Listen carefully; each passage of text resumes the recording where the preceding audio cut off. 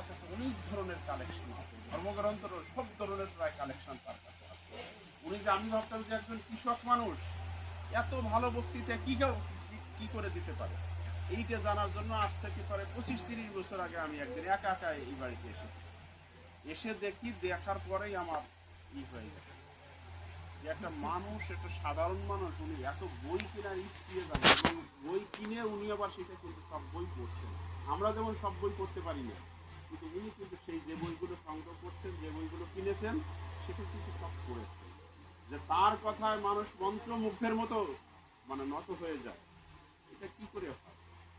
শুধু শুধু মানে কিছুই বই না পড়লে এখানে এসে কথা বলে শুধু বাচালতা প্রকাশ পায়, কোনো তথ্য আসতে পারে না। তার ভেতরে এত তথ্য কি করে হয়?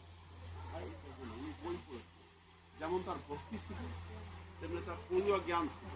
এই পাণ্ডিত্য তাকে একটা জীবন্ত কিংবদন্তি রূপে পরিণত করেছে। কারণ এত তথ্য দিয়ে বক্তব্য খুব কম মানুষই দিতে পারে না। আমি নিশ্চিতভাবে বলি, এখনো আমাদের সমাজে এটা একটা বিরল প্রতিভার অধিকার। মানে যে নিজের খেয়ে মোস্ট কেন বললাম, আমি এই গোপালগঞ্জে বাড়িতে কেনার সময় এই দুজন মানুষকে আমি সব কিছু বলি, ভালো মন্দ সব কিছু বলি।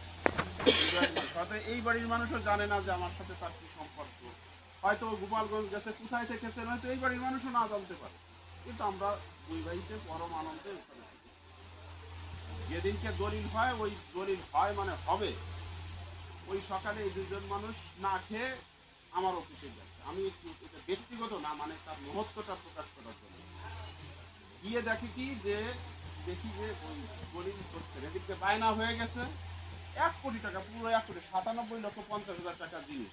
এখন সেটা হচ্ছে না, যদি না হয় আমার প্রায় 10 লক্ষ টাকার ক্ষতি হবে।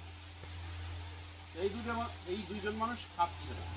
এরপরে বিভিন্ন অচল অবস্থায় এটা দিয়ে অনেকক্ষণ পর মানে একটা পরিদর্শনে আসে। আমি আর ওই না খেতে, উনরা খাচ্ছে না, আমিও খাতে পারতেছি না। আমি দুপুরবেলা খাওয়াটা মানে না খাওয়াটা সহ্য করতে পারি না, আমার খুব কষ্ট হয়। আমি 4টে 4:30টার সময় মানে এখন না পারি আমি খাইলাম, এই দুজন মানুষ খাইল না। এরপরে প্রায় সন্ধ্যা পর্যন্ত, রাত পর্যন্ত ওই কাজ কিন্তু হয়েছে, এবং শেষ পর্যন্ত দলিলটা হয়েছে, এবং রাত 9টা 10টার সময় এই দুইজন মানুষ এবং গেছে কিন্তু আগের দিন, বুঝেন, এবং দলিল করার পর তারা এই আমার বাড়ি আমাকে দলিল করে দেবে, না খেয়ে রয়েছে এই দুইজন মানুষ। বুঝতে পারছেন শরীর কাকে বলে আমি জানি না। আমি শরীরটাকে কিভাবে শ্রদ্ধা করবো জানি না, কিভাবে শ্রদ্ধার নিবেদন করবো সেটাও জানি না। আমি এই মুহূর্তে, সুন্দর মুহূর্তে, এই ভক্ত এবং ভগবানের মিলন স্থলে আমি ঠাকুরের কাছে প্রার্থনা জানাচ্ছি, আহ্বান জানাচ্ছি, ঠাকুর এই চোখের জল যদি সত্যি হয়, চোখের জলে যদি কিছু থাকে, এইটাই আমার হরিদার প্রতি ভালোবাসা। আপনারা শুধু প্রার্থনা রাখেন হরিদার জন্য, উনি যে জগতে আছেন, যেখানে আছেন, যদি ওই জগৎ যদি কিছু থেকে থাকে, ঠাকুর তুমি তোমাকে হরিদাকে তুমি তোমার কাছে স্থান দিও। জয় হরি বল, জয় হরি বল।